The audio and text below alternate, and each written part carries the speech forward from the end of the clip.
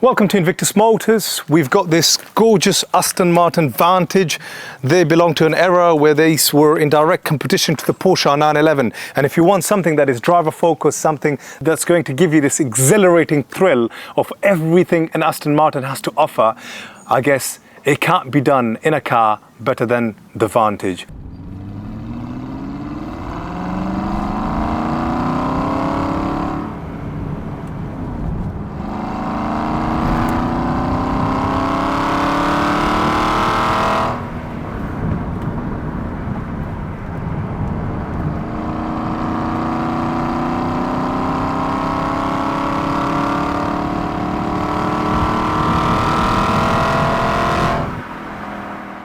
Before we can get to reviewing the video, don't forget to subscribe to our channel.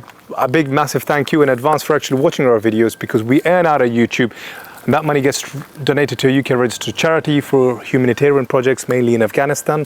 So thank you one more time. And now back to this, and the best way to start this off is taking it for a test drive.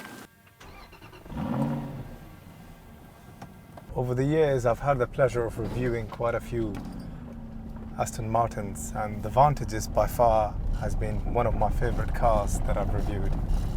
And just from the whole process of getting into the car to starting it with this Ferrari style panel layout by sliding the key in there and and hearing that V8 4.7 litre oomph, from the transmission side of things that I'd like to cover. This is the Sport Shift clutchless manual transmission. It's not technically considered an automatic because it being a driver-focused car, it's a car that wants you to drive him, to drive her, whatever you name your car. Right now we're in second gear, it's shifted over to third, so I'll just drop it myself manually using the pedal shifts to second.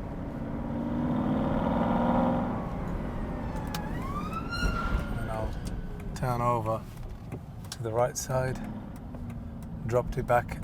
Oh, sorry, it's still in second gear. I'm just going to put my foot down.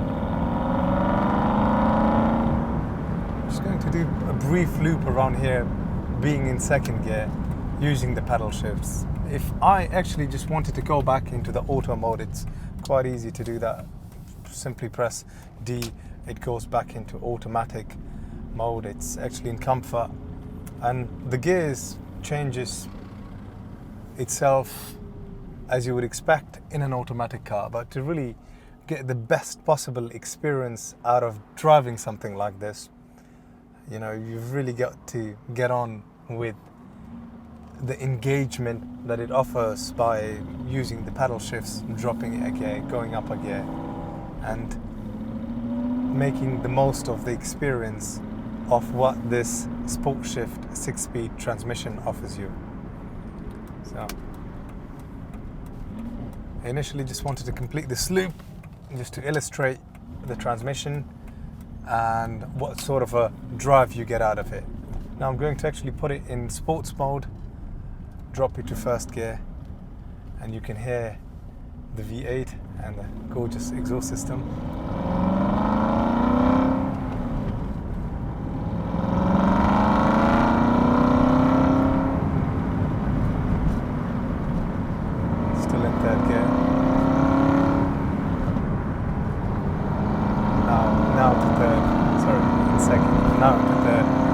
We're at about 54, now 60 miles an hour at just over 4,000 revs per minute.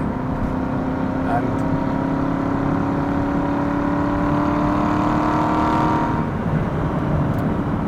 the hand-built V8 with the 4.7 litre engine, 4.7 litre displacement, sounds out of this world.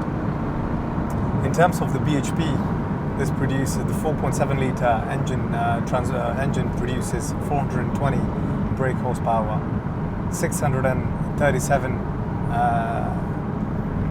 newton meters of torque. The 0 to 62 miles per hour possible in 4.8 seconds. And now the top speed is a blistering 180 miles per hour. With all the way through these sort of countryside roads, I've maintained the car in third gear. I'll actually go up to fourth because I can. And you can just hear the oomph from when you're dropping the gear just before entering the curve, the bend. I'll go back up to fourth, and go up to fifth, and just work my way down, going down the gears, and just enjoying the drive.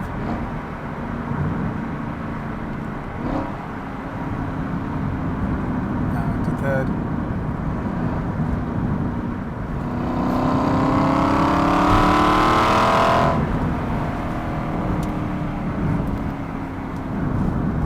When the weather is the way it is, this is definitely the right car for this sort of a condition.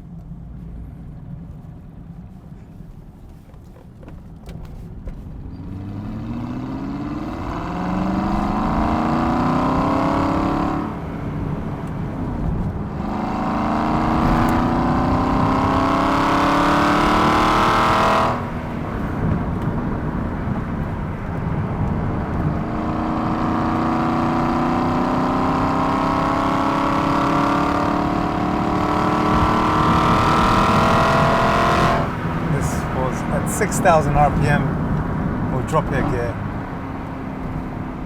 and just a very enjoyable drive overall. I'm just going to slide down the windows a bit, drop it to second.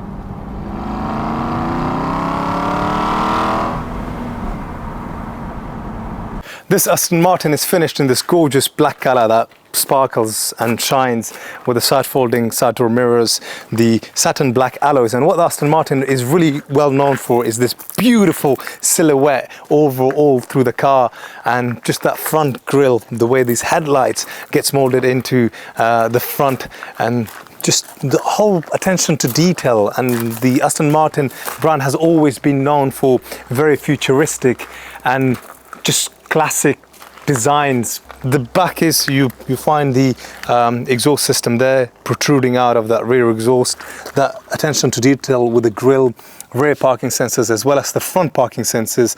From a practicality point of view, it's got a very spacious rear boot. You could easily get two medium-sized suitcases and put in quite a bit of other luggage space there.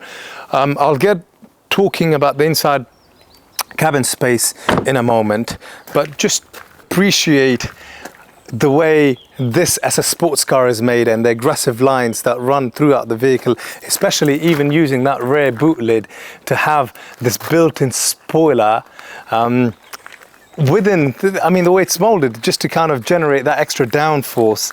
And from a styling point of view, stylistically, yes, it's very pleasing, and most of the Aston Martins are very pleasing from the front, but to continue to make it as pleasing as they have to the back is credit to the designers.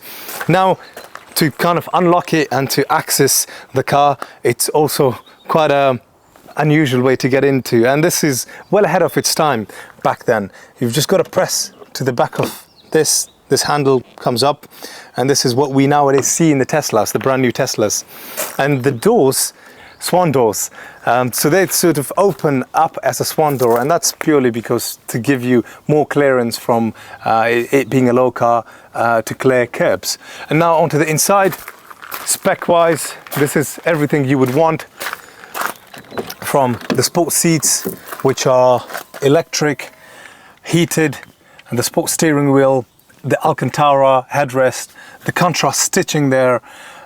You've got the central console here with the Ferrari themed button of the way the car is starting and drive and reverse. As a matter of fact, Aston Martin as a brand were first to instill this into their vehicles rather than Ferrari. And I know Ferrari gets the credit for it, but it's Aston Martin that should be getting their credit for it. This has the extended leather package as well, leather running all the way from the front of the dash to the back of the vehicle, with the stitching and all the attention to detail this has. And obviously over the years, the vehicle will just point out here, the little attention to detail that makes it just amazing is that it's been de-chromed. And personally, I think this is aesthetically having the right touches, you know, the right amount of changes you would want to do to make it just pleasing, enjoyable to look at and enjoyable to drive. And of course the alloy's finished in this gorgeous satin black color. Overall, in terms of mechanically the condition of it, I'll go through the paperwork in a minute. The tires, discs, pads are all in good condition. They don't require replacing anytime soon, perhaps maybe in the next 7,000-8,000 miles. Cars like this don't tend to do a lot of mileage, hence why it's got quite low mileage as it stands. And let's get to the bit of doing the paperwork. And hopefully, if you are interested in this vehicle and it's something you want to buy, you should be watching this paperwork section. Other than that, still thank you for watching, and see you in future videos. Don't forget to subscribe. Oh, one last thing, the keys. These were like the crystal keys. They cost a lot of money to replace, and it's because of this bit at the top. And a very limited number of these cars, when they were first launched, had actual sort of real crystal that was worth, I think, tens of thousands of pounds. But of course this wouldn't be the real crystal. But again, it just goes to show the attention to detail, everything that they're able to bring, even to how the keys look. Well, in terms of the service history, it's got a full Aston Martin service history, which I'll go through in a minute. We'll go through the paperwork. But in terms of former keepers, it's got 5 former keepers. Currently, Dominic has had this since August 2018. Due to the family expanding, he's decided to sell and move on this gorgeous Aston Martin, because I think the missus wasn't having it anymore. And now onto the service history. The beautiful thing about picking up something like this is to actually have a most recent service done at a main dealer, which was done in June 2023.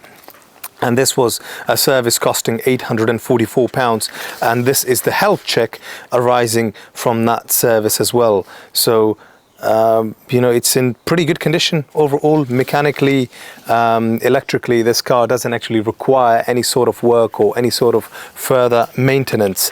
Now, service history wise, the book has got, I think in total, over I think 16 or 17 stamps. So full Aston Martin service history, I'll just go through this.